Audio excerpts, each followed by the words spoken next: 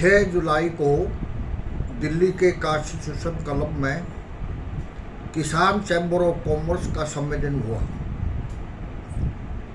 इस सम्मेलन में किसानों के बुद्धिजीवी सम्मिलित हुए, जिनमें पूर्व केंद्रीय कृषि मंत्री श्री सोमपाल जी शास्त्री मुख्य अतिथि थे। चोई वीरेंद्र सिंह पूर्व केंद्रीय मंत्री ने इस सम्मेलन की अध्यक्षता की, जो कि इस किसान चैम्बर ऑफ कॉमर्स के चीफ पैट्रन भी है। इसके अंदर तकरीबन 80-85 के लगभग देश भर से किसान बुद्धिजीवियों, विश्वविद्यालयों के वाइस चांसलर, नाबार्ड के पूर्व चेयरमैन हर्ष भंजवाड़ा जी, महाराजा सूरजमल शिक्षण संस्थान के चेयरमैन कप्तान सिंह व अन्य बड़ी बड़ी हस्तियों ने भाग लिया। इसके अलावा नीति आयोग के सदस्य रमेश चंद्र भी विशेषता उसके अंदर उपस्थित थे। सबसे बड़ी जो आज किसान के सामने समस्या है वो है उसके भाव ठीक न मिलने के बारे में। तो सभी इस बात पर जोर दिया कि किसानों को एमएसपी मिलना चाहिए। स्वामीनाथन की रिपोर्ट के ऊपर C2+ में 50%।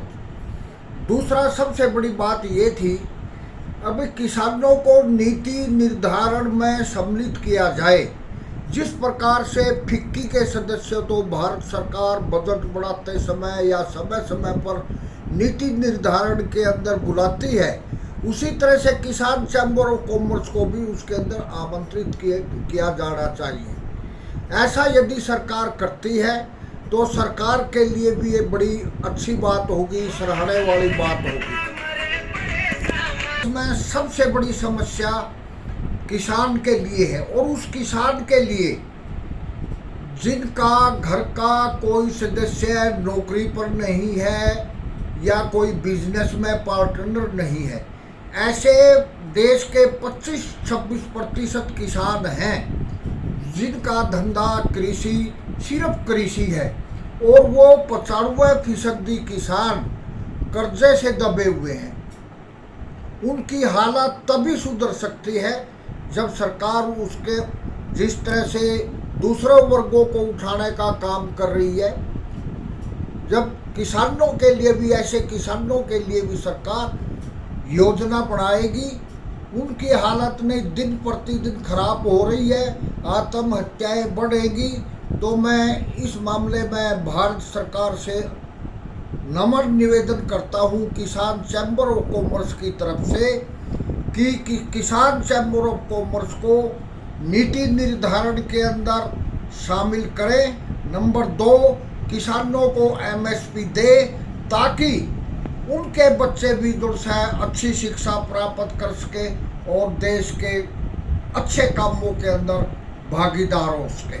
धन्यवाद। अवसर पर हमने संयुक्त किसान मोर्चा के नेता अभिमन्यु कुहाड़ को भी विशेष तौर से बुलाया, क्योंकि किसानों की असली समस्याओं को तो उनको पता है और उन्होंने वहां पर विचार रखे जो कि बहुत ही अच्छे थे। उन्होंने भी इस बात का समर्थन किया पूरी तरह से कि किसानों के प्रतिनिधियों का, किसान चैम्बर ऑफ कॉमर्स का और दूसरे किसान संगठनों का, भारत सरकार जो भी किसानों के लिए नीति निर्धारण करती है उनकी भागीदार होनी चाहिए।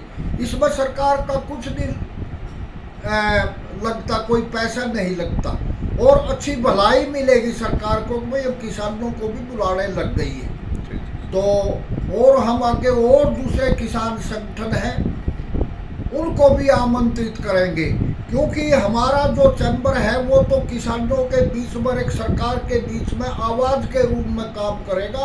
और ये जो किसान संगठन है वो किसान चैम्बर ऑफ कॉमर्स की ताकत होंगे।